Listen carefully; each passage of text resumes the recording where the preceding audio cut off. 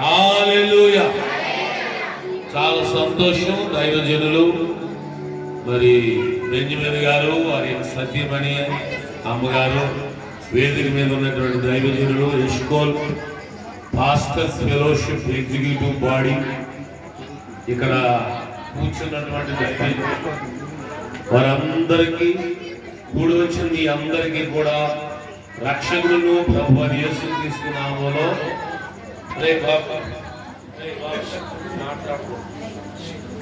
మాట్లాడుతూ కేకులు ఉండవు.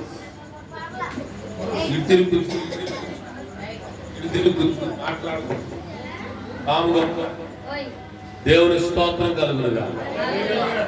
మంచిదే ఇలాంటి కార్యక్రమాలు, సోషల్ యాక్టివిటీస్, పేదవారిని జ్ఞాపకం చేసుకోవడం, దుప్పట్లు, మరి రైస్, ఇలా కొన్ని సహాయ కార్యక్రమాలు, వెల్ఫేర్ కార్యక్రమాలు చేయడం మంచిదే, చాలా సంతోషం. అది దేవునికి ఇష్టమైన పనులే. పేదవారిని జ్ఞాపకం చేసుకొని, అసలు క్రిస్మస్ అంటేనే మరి ఎవడం, ఎందుకంటే దేవుడు తన అద్వితీయ కుమారుడైన యేసుక్రీస్తు ప్రభువారిని మన కొరకు ఇచ్చేశాడు. మాట్లాడుతున్నాను దయచేసి, నేను ఎక్కువ సమయం తీసుకోను, ముగించేస్తాను. అయితే నేను ఒక సలహా ఇవ్వాలని అనుకుంటున్నాను. ఏంటంటే కొలస్సీ 3:16 ఎవరైనా చదవండి. కొలస్సీ 3:16లో ఒక చక్కని మాట రాయబడింది. ఏంటంటే అక్కడ చక్కగా ఒక మాట చెప్తారు. బైబిల్ చదవగలిగిన వారు ఎవరైనా చదవండి. సంగీతములతోనూ కీర్తనలతోనూ ఆత్మ సంబంధమైన పద్యములతోనూ ఒకరికొకడు బోధించుచు బుద్ధి చెప్పుచు కృపా సహితముగా మీ హృదయములలో దేవుని గూర్చి గానము చేయించు సమస్త విధములైన జ్ఞానముతో క్రీస్తు వాక్యము అందరూ చెప్పండి. అందరూ చెప్పండి. క్రీస్తు వాక్యము మీలో సమృద్ధిగా నివసింపనీయుడి. పాటలు ఉండాలి, పద్యాలు ఉండాలి, సంగీతం ఉండాలి, వాయిద్యాలు ఉండాలి, సోషల్ యాక్టివిటీస్ ఉండాలి, అన్నీ ఉండాలి. అన్నిటితో పాటు దేవుడు ఏమన్నాడంటే క్రీస్తు వాక్యం సమృద్ధిగా ఉండాలి. వాక్యం పొదువు అవ్వకూడదండి. ప్రార్థనలు గుర్తుపెట్టుకోండి. ఫస్ట్ ప్రయారిటీ అనేది వాక్యమే. వాక్యానికి ఫస్ట్ ప్రయారిటీ ఉండాలి. ఓకే, ఇవన్నీ ఉండాలి కాదననే. ఇవన్నీ ఉన్నాయి కదా, మన వాక్యం వద్దని పక్కన పెట్టకూడదు. వాక్యాన్ని క్రీస్తు వాక్యము సమృద్ధిగా మీలో నివసింపనీయుడి. దేవునికి స్తోత్రం. క్రీస్తు వాక్యం, వాక్యమే క్రీస్తు, క్రీస్తే వాక్యం. దేవుని వాక్యంలో చాలా విషయాలు రాయబడ్డాయి. బైబిల్లో ఇప్పుడు వాక్యం చెప్పడానికి టైం లేదు, కానీ గ్రీటింగ్ చెప్పమన్నారు బెంజమిన్ గారు. గ్రీటింగ్ చెప్తాను. గబ్రియేలు దూత మరియ దగ్గరికి వచ్చినట్లు మనం చూస్తాం బైబిల్. సేవకులు ఉన్నారు, అనుభవం కలిగిన విశ్వాసులు ఉన్నారు, వాళ్ళందరికీ తెలుసు. ఈ గబ్రియేలు దూత మరియమ్మ దగ్గరికి వచ్చి చక్కగా మరియమ్మతో మాట్లాడటం మనం చూస్తాం బైబిల్. ఎలా? దయాప్రాప్తురాలా, నీకు శుభము, నీవు దేవుని దయను పొందిన దానవు, పరిశుద్ధాత్మ నీ మీదకు వస్తుంది, పరిశుద్ధాత్మ నిన్ను కమ్ముకుంటుంది, అప్పుడు నీవు గర్భము ధరిస్తావు, సర్వోన్నతుడైన శక్తి నిన్ను కమ్ముకుంటుంది, అప్పుడు నీవు గర్భాన్ని ధరిస్తావు, ఒక కుమారుని కంటావు, ఆ కుమారునికి యేసు అని పేరు పెడతావని గాబ్రియేలు దూత అక్కడ మరియమ్మతో చెప్పడం మనం చూస్తాం పరిశుద్ధ గ్రంథంలో. హల్లెలూయా, హల్లెలూయా. దేవుడు ఆదియందు ఉన్న దేవుడు యేసుక్రీస్తు ప్రభువారిని గూర్చిన మొట్టమొదటి ప్రవచనం బైబిల్లో ఏది? ఎవరైనా చెప్తారా? ఆది కాండము 3:15. అది మొట్టమొదటి ప్రవచనం. చివరి ప్రవచనం ఏది? మలాకి 4:2. నీతి సూర్యుడు మీ కొరకు ఉదయిస్తాడు అని చెప్తారు. అంటే ఆది కాండములో మొదలైన యేసు ప్రభువారిని గురించిన ప్రత్యక్ష పరోక్ష ప్రవచనం ఆది కాండము నుండి పాత నిబంధనలో ఉన్న 39 అధ్యాయాల్లో మలాకీ గ్రంథం 4వ అధ్యాయం 2వ వచనంతో ప్రవక్తలు, చిన్న ప్రవక్తలు, పెద్ద ప్రవక్తలు ప్రవచించిన ప్రవచనాలన్నీ ఎవరిని గూర్చి? యేసుని గూర్చి. ఇక్కడ మనం అందరం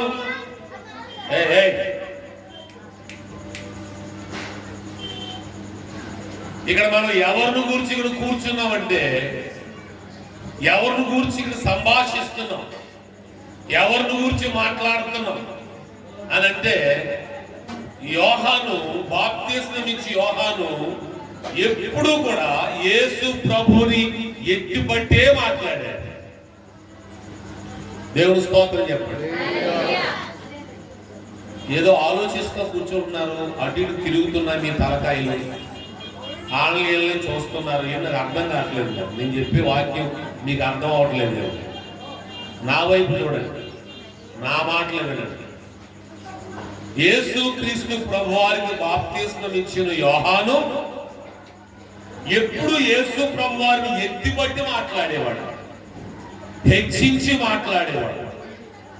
మనందరి జీవితాల్లో మనల్ని మనం హెచ్చించుకోవటం కాదు. ఇప్పుడంతా ఎక్కడ చూసినా మనుషులు హెచ్చిస్తున్నారు.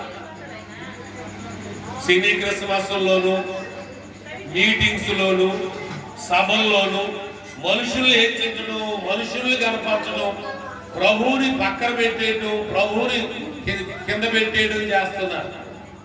అది అలా అయిపోయింది. ఇప్పుడు మనకి ఆ టెండ అలా మారిపోయింది మన ప్రాంతంలో.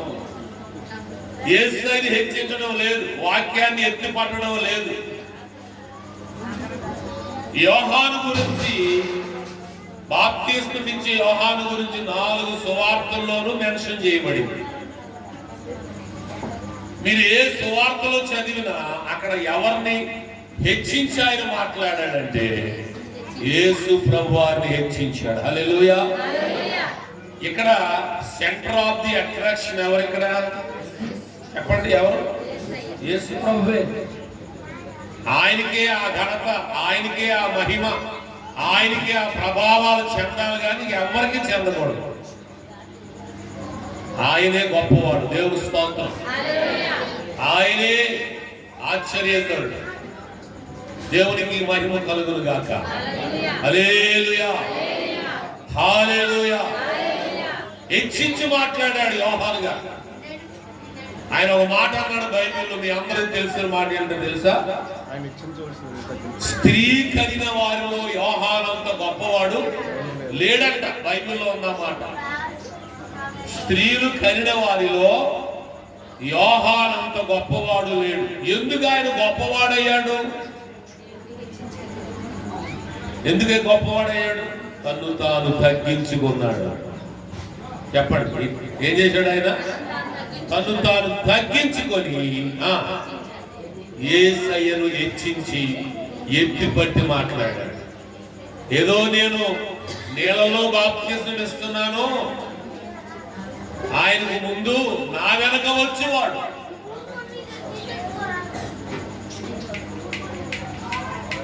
నా వెనక వచ్చేవాడు. పైకి తీసుకెళ్తాను మీ మీదకి, ఎవడో తగులుద్దు, తగిలేదు పైకి. నా వెనక వచ్చేవాడు నాకంటే గొప్పవాడు. హల్లెలూయా. అతని చెప్పులు మోయటానికి కూడా నేను అర్హుడు. చెప్పుల వారు విప్పడానికి కూడా నేను అర్హుణ్ణి. అంత తగ్గించుకున్నాడు కాబట్టి యోహాను గొప్పవాడు. దేవుని స్తోత్రం చెప్పండి. మనం హెచ్చించుకోవడం కాదు, మనం హెచ్చించుకోవడం కాదు. ఏం చేయాలి? దేవుణ్ణి హెచ్చించాలి. ఆర్ఆర్కే మూర్తి గారు అన్న మాట గుర్తొస్తుంది నాకు. ఒకసారి సేవకుల మీటింగులో ఆయన మాట్లాడుతూ అన్నాడు ఒక మాట, కింద కూర్చున్న సేవకులందరూ చిన్న పాలేరులు, స్టేజీ మీద కూర్చున్న పాస్టర్ గారు అందరూ పెద్ద పాలేరులు అన్నాడు. చెప్పండి ఏంటంటే, కింద కూర్చున్న సేవకులందరూ చిన్న పాలేరులు, స్టేజీ మీద హెచ్చించబడి స్టేజీ మీద పిలిచి అక్కడ నిలబెట్టి కూర్చోబెట్టిన సేవకులందరూ పెద్ద పాలేరులు అన్నాడు. అంటే అర్థమైంది, సేవకులు. దైవజనుడు అంటే సేవకుడు, సేవ చేసేవాడు. దేవుడు స్తోత్రం చెప్పండి. ఆయన సేవ చేయడానికి వచ్చాడు, మనకు మాదిరి చూపించాడు. ఆయన మంచి బోధకుడు. దేవుడు స్తోత్రం చెప్పండి. ఎందుకు ఆయన మంచి బోధకుడు అయ్యాడు? ఇప్పుడు మేము ఉన్నాం, బోధిస్తాం కానీ బోధించినట్టు జీవించలేము. బోధించడం అలవాటు అయిపోయింది మాకు. బోధించడమే ఓకదప్పుడు ప్రసంగాలు. బోధించినట్టు బ్రతకాలి, అది గొప్ప. మనం బోధించడం గొప్ప కాదు, బోధించినట్టు బ్రతకాలి. యేసయ్య అలా బ్రతికి చూపించాడు. దేవుని స్తోత్రం చెప్పండి. ఆయన బోధించడమే కాదు, అలా బోధించినట్టు ఆయన బ్రతికి చూపించి మనకు ఒక మాదిరి చూపించాడు. హల్లెలూయా. బోధించడం తేలికైపోయింది, బోధ తేలికైపోయింది. అందరూ బోధించడం మొదలు పెడుతున్నారు. బోధించొద్దని నేను అన్ను, బోధించు, కానీ బోధించినట్టు నీవు జీవించాలి. అది బోధించినట్టు జీవించి మనం చూపించాలి. అలా బోధించినట్టు జీవించి చూపించిన ఏకైక దేవుడు, దేవుని కుమారుడు, రక్షకుడు అని ఎవరు చెప్పండి? యేసుక్రీస్తు ప్రభువా. హల్లెలూయా. అందుకే యేసుక్రీస్తు ప్రభువారిలో ప్రవహిస్తున్న రక్తము మరియమ్మ గారిలో ఉన్న రక్తం. యేసయ్యలో ఉన్నటువంటి రక్తము మరియమ్మ గారిలో ఉన్న రక్తమే. మరియమ్మ గారిలో ఉన్న రక్తమే. ఆ రక్తం ఆయనలో ప్రవహిస్తుంది. పురుష సంయోగము లేకుండా, పురుష బీజము లేకుండా, పురుష సంపర్కము లేకుండా, దైవ శక్తి చేత, పరిశుద్ధాత్మ చేత నింపబడి మరియమ్మ గర్భములో ఒక శరీరం తయారైంది, ఒక మానవ శరీరం తయారైంది. చిన్న వాక్యం చూపిస్తాను ఈ సందర్భంలో. హెబ్రీయులకు రాసిన పత్రిక 2వ అధ్యాయం 14వ వచనం. దయచేసి త్వరగా చదవాలి బైబిల్.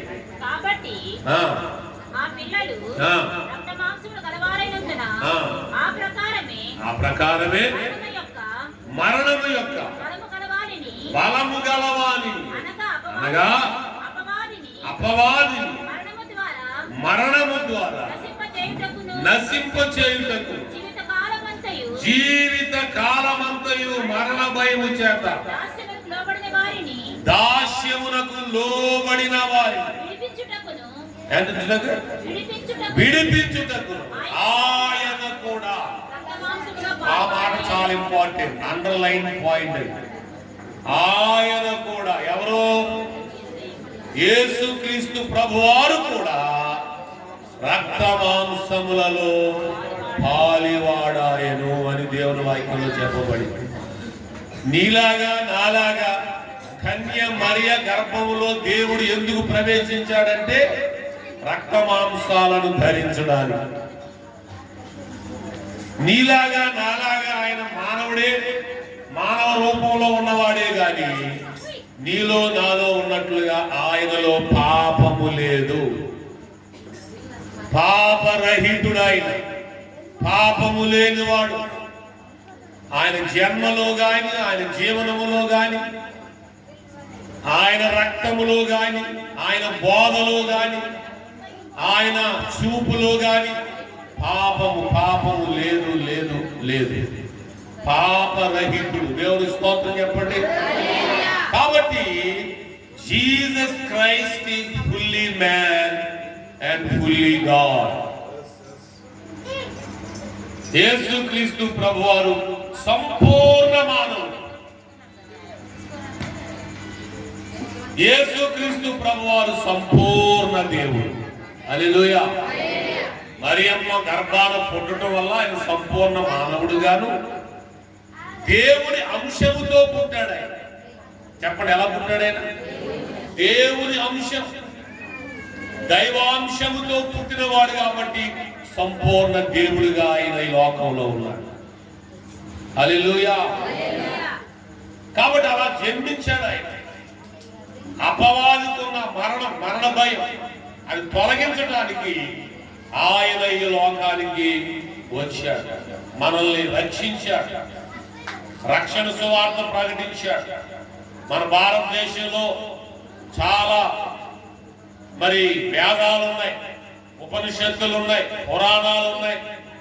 వీటన్నిటిలో కూడా యేసు ప్రభువారి యొక్క జన్మను గూర్చి, మరణాన్ని గూర్చి పరోక్షంగానో ప్రత్యక్షంగానో ప్రస్తావించబడింది. సామవేదం అనే గ్రంథం, 4 వేదాలు ఉన్నాయి. సామవేదము, ఋగ్వేదము, యజుర్వేదము, అధర్వణ వేదం అని చెప్పి 4 వేదాలు ఉన్నాయి, పవిత్ర వేదాలు మన భారతదేశం. ఇందులో సామవేదంలో ఒక చిన్న శ్లోకం ఉంది. ఏంటంటే, పుట్టబోవువాడు, అవతరించబోవువాడు కన్య మరియ గర్భమున జన్మించును అని ఆ సామవేదంలో లివ్య గోప్తారం క్యౌదదిన పర్యతాసి అని చెప్పి ఒక శ్లోకం ఉంది. దాని అర్థం ఏంటంటే, పుట్టబోవువాడు, అవతరించబోవువాడు కన్య మరియ గర్భమున పుట్టును, ఉదయించును అని. దేవుడు స్తోత్రం కలుగును. ఆ శ్లోకం నెరవేరింది యేసు ప్రభువారు పుట్టినప్పుడు. కన్య మరియ, యేసుక్రీస్తు ప్రభువారు, యేసు ప్రభువారు కన్యకు పుట్టాడని గుర్తుగా మన దేశంలో కన్యాకుమారి అని ఉన్న ఒక ఊరు. మన వాళ్ళు అంటూ ఉంటారు, కాశీ నుంచి కన్యాకుమారి వరకు తిరిగండ్రా అంటారు. అంటే భారతదేశం అంతా చుట్టొచ్చానని. ఆ కన్యాకుమారి అనే పేరు ఎవరికి వర్తిస్తుందంటే యేసు ప్రభు వారికి వర్తిస్తుంది. కన్యసూతుడు, మరియసూతుడు ఆయన. దేవుడు స్తోత్రం. పాపము లేని వాడిగా ఆయన ప్రత్యక్షమయ్యాడు. ఆయన మాటలో పాపము లేదు, ఆయన జన్మలో పాపము లేదు, ఆయన రక్తములో పాపము లేదు. అందుచేతనే ఆయన సర్వ మానవుల పాపములను తీసివేయగలడు. మత్తయి 1వ అధ్యాయం 21వ వచనంలో ఏమని వ్రాయబడిందో మీరు చదివితే అక్కడ చక్కని మాట వ్రాయబడి ఉంటుంది. మత్తయి సువార్త 1వ అధ్యాయము 21వ వచనం. ఆమె ఒక కుమారుని కను. కాబట్టి మన అందరి పేర్లు పక్కనే సన్నా, నేనున్నాను, నా పేరు ప్రక్కన సన్నా లేట్ ఎలీషా అని ఉంటుంది. అంటే మా నాన్నగారి పేరు ఎలీషా కాబట్టి సన్ ఆఫ్ ఎలీషా ఉంటుంది. అందరూ అంతే, చనిపోవచ్చు, బ్రతికుండొచ్చు. సన్ ఆఫ్ మీ నాన్నగారి పేర్లు ఉంటాయి, మీ నాన్నగారి పేర్లు ఉంటాయి, అంతేగాని అమ్మ పేరు ఉండదు అక్కడ. ఎందుకంటే నువ్వు ఆయన కుమారు. అందుకే ఆ మత్తయి సువార్త 1వ అధ్యాయంలో రాయబడినటువంటి ఆ 10-14 వచనాల్లో అబ్రహాము ఇస్సాకును కనెను, ఇస్సాకు యాకోబును కనెను, యాకోబు అతని అన్నదమ్ములను కనెను, నయస్సు, ఇలా చదువుకుంటున్నది కనెను అని ఉంటుంది. ఆ చివరిలోకి వస్తే, ఆ 1వ అధ్యాయం చివరిలోకి వస్తే ఏమన్నా 14వ వచనం ఏమనుంటుందండి? ఏమనుంటుందంటే, క్రీస్తు అనబడిన యేసు మరియకు పుట్టెను అని. ఏముంది అక్కడ? క్రీస్తు అనబడిన యేసు మరియకు పుట్టెను అన్నాడు. ఆయన పుట్టాడు, ఆయన జన్మించాడు. ఆయనను ఎవరు కనలేదు. పరలోక దేవుని సుతుడు ఆయన. హల్లెలూయా. ఏమని పాడతాం మనం? పరలోక దేవుని సుతుడోయమ్మా, పరలోక దేవుని తనయుడోయమ్మా, మహిపాలనము చేయు మహితుడోయమ్మా, లాలి ఆది అంతము లేని దేవుడోయమ్మా, ఆది అంతము లేని దేవుడోయమ్మా, ఆదాము దోషమున కట్టుపడినమ్మా, లాలి లాలి ఆకాశములు నిన్ను పట్టలేవంట, ఆకాశములు నిన్ను పట్టలేవంట, పాకలో నాయకుల పుట్టినవంట అని లాలి పాటలో పాడుతూ ఉంటాం. పరలోక దేవుని సుతుడుగా జన్మించాడు. హల్లెలూయా. కుమారుడు పున్నామ నరకం నుండి తప్పిస్తాడని చెప్పి అనుకుని మనుషులు ఎవరు కావాలని అనుకుంటారు? ఓ వరసెట్టి ఆడపిల్లలు పుడుతుంటే ఏంటి ఆడపిల్లలు పుడుతున్నారు, మగపిల్లలు పుడితే బాగుండు అనుకుంటారు. ఏంటంటే కుమారుడు పుడితే అది తలకొరువు పెడతాడు, తలకొరువు పెడితే సరాసరి స్వర్గానికి వెళ్ళిపోతాను, నేను వైకుంఠానికి వెళ్ళిపోతాను అనుకున్నాడు ఆ వ్యక్తి. నీవు పుట్టిన కుమారుడు మంచోడు కాకపోయినా, చచ్చిపోయిన నువ్వు మంచోడు కాకపోయినా, నీ పాపాలు క్షమించబడకపోయినా, నువ్వు పాపాలు మానకపోయినా, చచ్చిపోతే నీ కొడుకు వచ్చి నీ కడుపును కొడుకు నీకు పుట్టిన కొడుకు వచ్చి నీకు తలకొరువు పెడితే సరాసరి స్వర్గానికి నువ్వు వెళ్ళవు. అది తప్పు. కుమారుడు ముద్దు పట్టుకుని ఎడలా వాడు కోపిస్తాడు, ముద్దు పెట్టుకోమంటాడు కీర్తనలు. కుమారుడు ముద్దు పెట్టుకుని లేని ఎడల ఆయన కోపించు. ఎవరా కుమారుడు? ఇదిగో ఈ రోజు మనం ఎవరి గురించి అయితే ఇలాగా సెమీ క్రిస్మస్ బెంజమిన్ అయ్య గారు అమ్మగారు సంఘాన్ని, గ్రామాన్ని, గ్రామస్తులను, ప్రముఖుల్ని, దైవజనులు అందరినీ పిలిచి ఎందుకు ఏర్పాటు చేశారంటే ఇదిగో కుమారుడు జన్మించాడు. మనందరినీ ఆ పున్నామ నరకము నుండి, ఆ పాతాళ కోపములో నుండి, ఆ నరకము నుండి, నిత్యాగ్ని నుండి తప్పించి మనకు పరలోకాన్ని ఇచ్చేటువంటి పరలోక సుతుడు యేసుక్రీస్తు ప్రభువారు కుమారుడిగా జన్మించాడు. హల్లెలూయా. ఆమె ఒక కుమారుని ఏమన్నా 21వ వచనంలో ఆమె ఒక కుమారుని కనును తన ప్రజలను ఆయన పాపముల నుండి ఆయనే అంటున్నాడు. ఆయన కూడా కాదు, ఆయనే అంటే there is no another choice. ఇంకో చాయిస్ లేదు. నీ పాపాలు తీసివేయబడటానికి మరొక చాయిస్ లేదు. మానవుల పాపముల నుండి ఆయనే రక్షించే దేవుడు. అందరూ వచ్చారు యేసు ప్రభు వారికి ముందు, అందరూ వచ్చారు. వాళ్ళందరూ భక్షకులే. మనల్ని నిలువెల్లా భక్షించారు, నిలువు దోపిడీలు ఇచ్చారు, నిలువున మనల్ని భక్షించారు. ఆయన భక్షించే దేవుడు కాదు. నువ్వేమి ఇవ్వకపోయినా నీ హృదయాన్ని ఆయనకి ఇస్తే, యేసు ప్రభు దేవుడని నీ నోటితో ఒప్పుకొని హృదయమందు విశ్వసిస్తే నువ్వు రక్షించబడతావు. హల్లెలూయా. ఉచితంగా ఇస్తాడు రక్షణ. నీ హృదయాన్ని ప్రభువుకి ఇస్తే నిన్ను రక్షిస్తాడు. అందుకే ఆయన ఏమని రక్షకుడు. హల్లెలూయా. ఈ పాటలు మరుగైపోయాయి. పాత పాటలు లేదు ఇప్పుడు. పాతోళ్ళు మేము పాడుతున్నాం. రక్షకుండు దయించినాడట మన కొరకు పరమ రక్షకుండు దయించినాడట, రక్షకుండు దయించినాడట మన కొరకు పరమ రక్షకుండు దయించినాడట, రక్షకుండు దయించినాడు రారెగొల్ల పోయలాల, రక్షకుండు దయించినాడు రారెగొల్ల పోయలాల,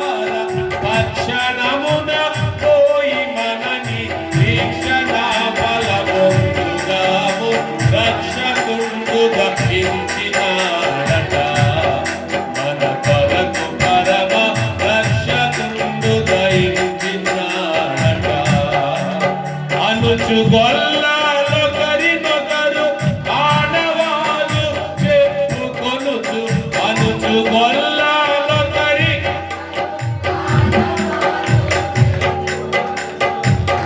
మొలది కడకు క్రీస్తునొద్దకు చేరినారు రక్షకుండు దయించినాడట మన కొరకు పరమా కుండు దయించినాడట రక్షకుండు దయించినాడట మన కొరకు పరమా రక్షకుండు దయించి. ఈ పాట చాలా మందికి రావు. చింత లేదుగా యేసు పుట్టాడనే పాట కానీ, రక్షకుడు ఉదయించినాడనే పాట కానీ, ఓ సత్భక్తులు అనే పాట కానీ, దూత పాట పాడు రావు. మనం సెమీ క్రిస్మస్కి వెళ్తే అక్కడ ఒక ఆమె పాడుతుంది. ఆ పాట ఇదేటప్పుడు నాకు చాలా బాధ వేసింది. సినిమా ట్యూన్ లో ఉంది ఆ పాట. ఏ ట్యూన్ అండి? ఆ సినిమా ట్యూన్ లో ఉంది. ఏ పాట చెప్పనా? నేను అది మీకు చెప్పొచ్చో లేదు, ఆయన చెప్తాను, మీరు తెలియాలి కాబట్టి చెప్తాను. మరియమ్మ మరియమ్మ డోంట్ వర్రీ మరియమ్మ యేసయ్య నీకే పుట్టాడా అని పాడుతుంటే నాకు చాలా బాధ వేసింది. యేసయ్య నీకే పుట్టాడా అంటే డౌటా? ఏంటి దిక్కుమాలిన పాటలు? చక్కని పాటలు ఉంటే మనకి క్రిస్మస్ గీతాలు, చక్కని గీతాలు నేర్చుకోండి. పాత పాటలు ఓల్డ్ ఈజ్ గోల్డ్ అన్నారు పెద్దలు. క్రైస్తవ ఆణిముత్యాలు పాటలు ఉన్నాయి మనకి, అవి నేర్చుకుని పాడాలి. హల్లెలూయా. గూస్ బంప్స్ వస్తాయి అవి పాడుతుంటే, రోమాలను ఎక్కుకొడుస్తాయి ఆ పాటలు పాడుతుంటే. ఆత్మాభిషేకంతో భక్తులు అభిషేకంతో రాసిన పాటలు. అందాల తార అరుదించే నాకై అంబార వీధిలో అవతారమూర్తి యేసయ్య కీర్తి అవని చాటుచు ఆనంద సాంద్ర ఉప్పొంగే నాలో అమర భక్తిలో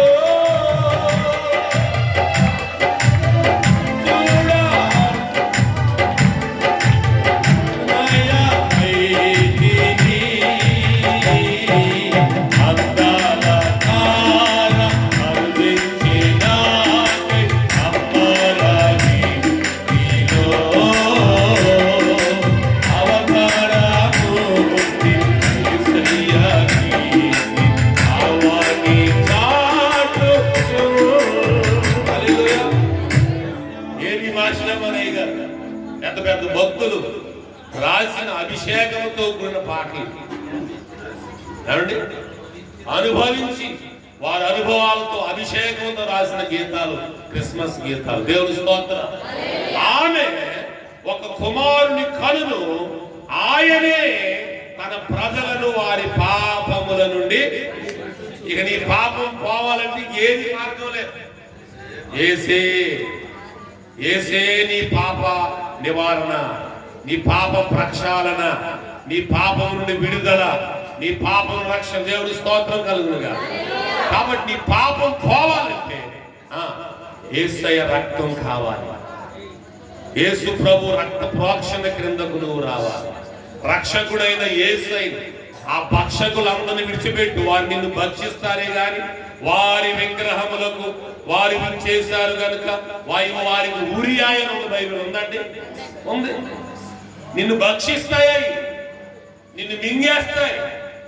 వాటిని విడిచిపెట్టి రక్షకుడు ఈ రోజు ఉదయించిన, ఈ రోజు జన్మించిన, నీ కొరకు నా కొరకు జన్మించిన రక్షకుడైన యేసునందుకు వస్తే ఆయన నిన్ను రక్షిస్తాడు.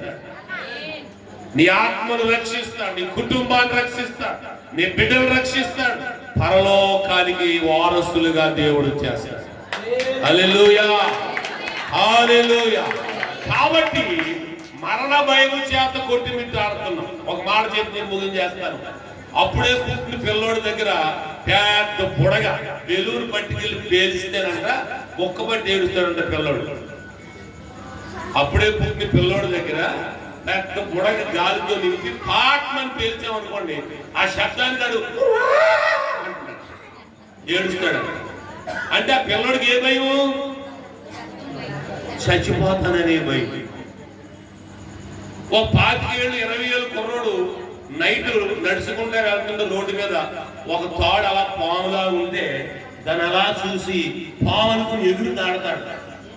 వాడికి ఏ భయం? అది కరిస్తే చచ్చిపోతాననే మరణ భయం.